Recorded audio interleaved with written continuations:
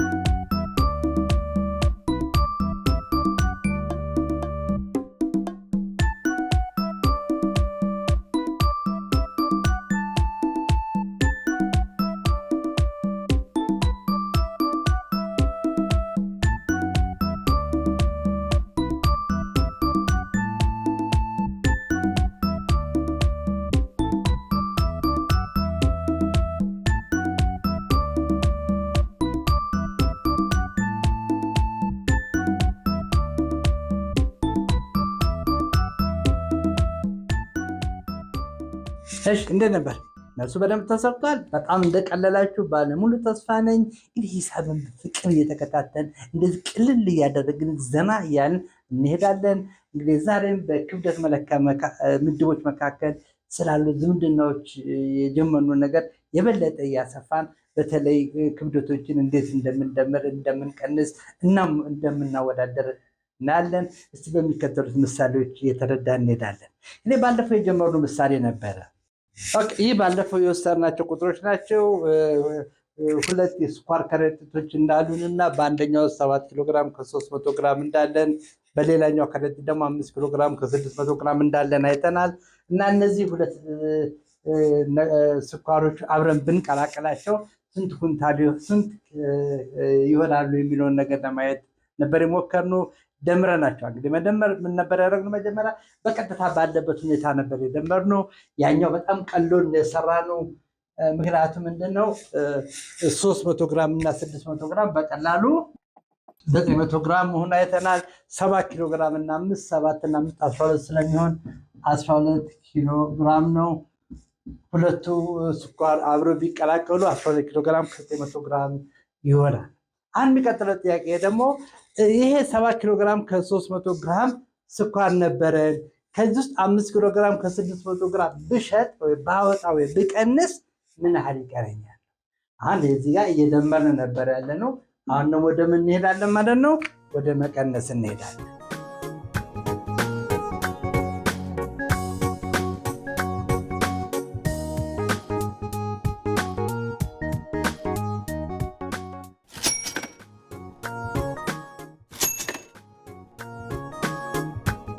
እሺ ጥያቄውን አሁን ወደ መቀነስ እንቀይረዋለን። አሁን ይሄ ምንድን ነው? ክብደትን ስንደምር ወይም ስንቀንስ አንድ ተመሳሳይ አሃድ መሆናቸው ማየት አለብን። 5 ቶን እና 7 ቶን ሲደመር 12 ቶን ይሆናል። 3 ኪሎ ግራም እና 5 ኪሎ ግራም 3 እና 8 ኪሎ ግራም ይሆናል። 2 ግራም እና 9 ግራም 2 እና 9 11 ግራም ይሆናል። ተመሳሳይ ነገሮችን መደመር ወይ መቀነስ እንችላለን። 9 ግራም ላይ 2 ግራም ብንቀንስ 9 ሲቀነስ 2 7 ግራም ይቀረናል። 10 ቶን ላይ 2 ቶን ብንቀንስ 10 ሲቀነስ 2 8 ነው። አሃዱም እንደ ቶን ነው። 10 ቶን ሲቀነስ 2 ቶን 8 ቶን ይሆናል። ስለዚህ እንግዲህ ተመሳሳይ ነገሮችን መደመር ወይ መቀነስ እንደምንችል አይተናል። አሁን ጋር እየቀነስን ነው። አንድ ቅድም ስንደምር 300 እና 600 እንዳለ 5 እና 7 እንዳለ መደመር ላይ ሰርቶልን ነበር። አሁን ግን ስንቀንስ 300 600 ችግር ሊመጣ ነው። ከ300 ላይ 600 መቀነስ አንችልም። ስለዚህ ምን እንገደዳለን ማለት ነው? እነዚህን ክብደቶች ወደ ተመሳሳይ አሃድ መቀየር አለብን ማለት። ይሄ ደግሞ በጣም ቀላል ስራ ነው። ምን ነው የምናደርገው? ይሄ ማለት 7 ኪሎ ማለት 7000 ግራም ነው። 7000 ግራም እና 3 ግራም 7300 ግራም። ለዚህ 7 ኪሎ ግራም ከ300 ግራም ማለት 7300 ግራም ነው። እንግዲህ በአቃይሩን ቅድም ተምረናል። 5 ኪሎ ግራም እና 600 ግራም ማለት 5 ኪሎ ግራም ማለት 5000 ግራም ነው። 5600 ግራም ይሆናል። አሁን እዚህ ላይ መደመርም ቢሆን መደመር እንችል ነበር። አሁን ግን ጥያቄው መቀነስ ስለሆነ እንቀንሳለን። ስንቀንስ ምን ሆነ? 0 0 ከ13 ለ6 7 እናበድራለን። ከ6 ለ5 1 ይሆናል። ስለዚህ 1700 ግራም። ይህን ወደ ኪሎ ግራም መቀየር ቢያስፈልግ 1700 ለ1 ሺህ እናካፍላለን። 1 ኪሎ ግራም ከ700 ግራም ይሆናል። 1 ኪሎ ግራም ከ700 ግራም ይሆናል። ይሄን ነገር ባለበት መቀነስ ብንፈልግ እናድክም እስኪ ራሳችን። ማድከም ማለት መዝናናት ነው። ሂሳብን በሌላ መንገድ በዚህ መንገድ አመጣሁት፣ በዚህ መንገድ አመጣሁት። ሂሳብ ግን ቁልጭ ያለ ጥሩ ቆንጆ በስርዓት የተዋቀረ ሳይንስ ስለሆነ በምንም መንገድ ብንሰራው እኛ ሂሳባዊ መንገዱን ካልተሳሳትን መስሪያ ለውጥ አመጣ። በዚህ መንገድ መስራት አለብኝ ብቻ ብለን ማለት የለብንም። ሂሳብ ውበቱ እዚህ ላይ ነው። ፍቅር ነው። በጣም ደስ የሚል ትምህርት መሆኑን የምናየው እዚህ ላይ ነው። ተመልከቱ። አሁን ከ300 ላይ 600 መቀነስ ስለማችል ማበደር የሚባል ነገር አለ። እንደ መቀነስ ቢስል ማበደር የሚባል ነገር አለ። ከማን ልበደር? ከ7 ልበደር። ከ7 ላይ 1 ነው የምበደረው። 7 ስንት ሆናለች? ያኔ 6 ሆናለች። ምንድን ነው ያበደርነው? 1 ምን ኪሎ ግራም። እዚህ ወደ ጓደኞቿ ጋር ስትመጣ እች 1 ኪሎ ግራም 1000 ግራም ከጓደኞቿ ጋር ለመቀላቀል 1000 ግራም ትሆንና የ300 ግራሙ ወደ 1300 ግራም ይሆናል። አሁን ምን ይሆናል?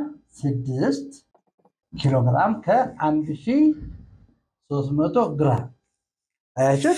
7 ኪሎ ግራም አንድ አበደረ 6 ሆነ። ያበደረው 1 ኪሎ ግራም ማለት 1000 ግራም ነው። 300 ላይ ሲጨመር 1300 ግራም ማለት ሲቀነስ ይሄም አሁን ኮርቶ ይመጣል። ምንም ችግር የለውም።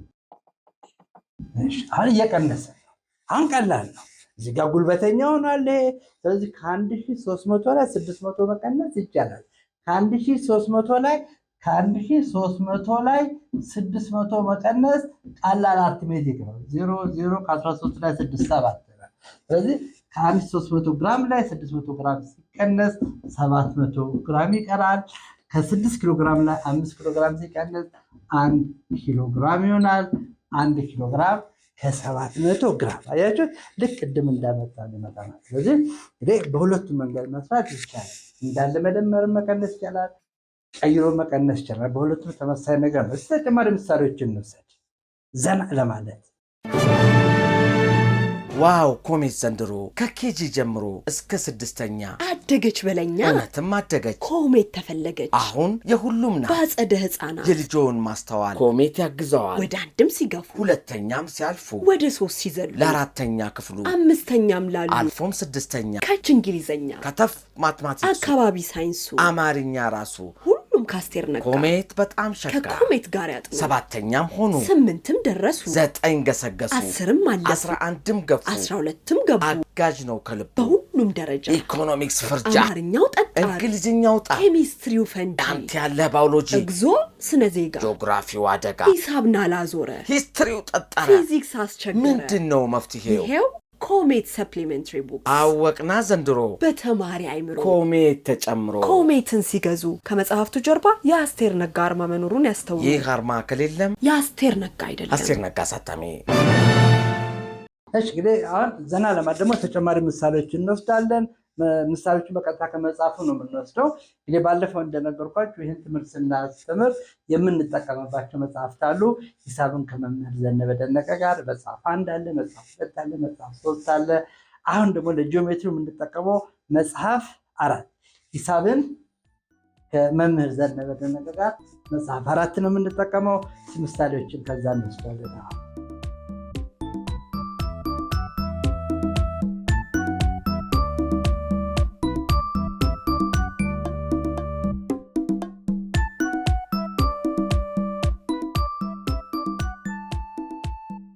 እሺ ምሳሌውን አያችሁት? እንግዲህ የአንድ መኪና ክብር ብዙ ጊዜ መኪናዎች ክብደት በቶን ይሰጣል።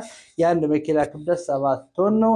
መኪናው ደግሞ 45 ኩንታል እህል ጭኗል። እንግዲህ አሁን ምንድነው ጠቅላላ ክብደት አለ። መኪና ሲባል ለምሳሌ አንድ መኪና በአንድ ድልድይ ላይ ቢያልፍ ያ ድልድይ ደግሞ የመሸከም አቅም አለው እና ብዙ ጊዜ ይጻፋል። ከዚህ ክብደት በላይ በዚህ መንገድ መሄድ ክልክል ነው ይባላል። ምንድነው ይሄ ነገር? እንግዲህ የመኪናው ጠቅላላ ክብደት ሁል ጊዜ የታወቀ ነው። የመኪናው ጠቅላላ ክብደት የሚባለው መኪናው ራሱ ምንም ነገር ሳይጭን ያለው ክብደትና ውስጡ ያለው የጭነቱ ልክ ሁለቱ ተደምሮ የሚሰጡ ነው። ስለዚህ አሁን ለዚህ መኪና የመኪናው ክብደት 7 ቶን ነው። የተጫነው ደግሞ 45 ኩንታል እህል ቢሆን የመኪናው ጠቅላላ ክብደት ስንት ነው? እንግዲህ እዚህ ጋር ቶን አለን፣ እዚህ ጋር ኩንታል አለን። ለመደመር ሁለቱ ወደ አንድ ምድብ መውሰዱ ጥሩ ነው። ስለዚህ 7 ቶን ነው። ወደ ኩንታል ወደ አነስተኛ ወደ ኩንታል መውሰዱ ይቀለናል። 7 ቶን ማለት ስንት ኩንታል ነው? 1 ቶን ማለት 10 ኩንታል ነው። ስለዚህ 7 ቶን ማለት ምን ይሆናል? 70 ኩንታል ይሆናል። የጭነቱ ደግሞ የጫነው 45 ኩንታል ይሆናል። ስለዚህ አሁን የመኪናው ጠቅላላ ክብደት የሚባለው የመኪናው ክብደት 7 ቶን ማለት 70 ኩንታል ይሆናል።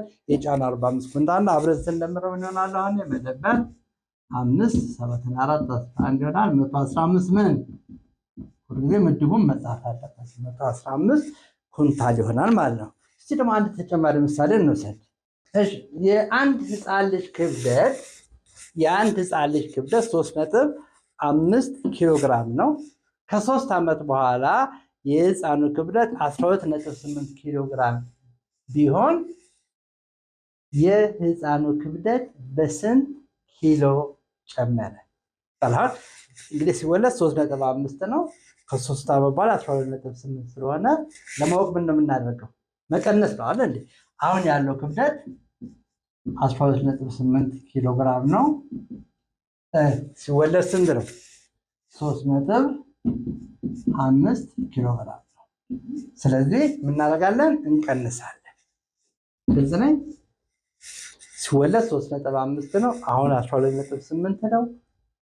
ምን ያህል ኪሎ እንደጨመረ ለማወቅ ከ12.8 ላይ 3.5 እንቀንሳለን። ከ8 ላይ 5 3 ነጥብ እናደርጋለን። ከ12 ላይ 3 9 ይሆናል። 9.3 ኪሎ ግራም ጨምሯል አድርጓል። ሲያደግ እንግዲህ በ3 ዓመት ውስጥ ክብደቱ በ9.3 ኪሎ ግራም ጨምሯል ማለት ነው። አንድ ሌላ ተጨማሪ ምሳሌ እንውሰድ።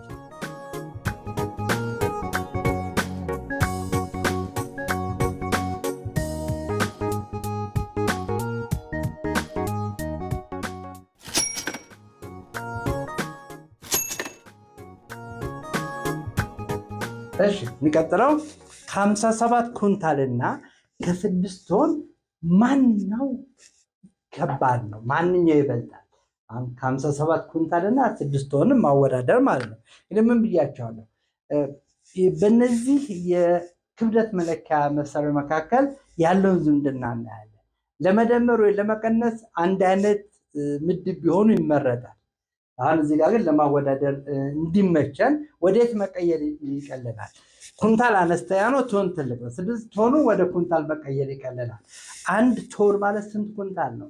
1 ቶን ማለት 10 ኩንታል ነው። ስለዚህ 6 ቶን ማለት 6 ጊዜ 10 60 ኩንታል ይሆናል። 6 ቶን ማለት 60 ኩንታል ነው። ስለዚህ አሁን ማወዳደሩ ቀላል። ይሄኛው 57 ኩንታል ሆነ፣ ይሄ 6 ቶኑ 60 ኩንታል ሆነ። ማን ይበልጣል? 60 ኩንታሉ ይበልጣል። ስለዚህ ከ57 ኩንታል እና ከ6 ቶን ማን ይበልጣል ቢባል 6 ቶን ይበልጣል። እንግዲህ ተመሳሳይ መልመጃዎችን በቤት ስራ መልክ ሰጣችኋለሁ። እንግዲህ የክብደት መለኪያ ምድቦች ባጭሩ ይሄን ይመስላሉ። እስቲ እንግዲህ የቤት ስራውን አብረን ከሰራ በኋላ በሚቀጥለው ደግሞ የቤት ስራውን መልሶች አብረን በመስራት ምን ያህል እንደገባችሁ፣ የቱ መከለስ እንዳለብን፣ የቱ ላይ ጥሩ እንደሆናችሁ፣ የቱ ላይ የበለጠ ስራ እንደምትፈልጉ ራሳችሁን እያያችሁ ትሄዳላችሁ።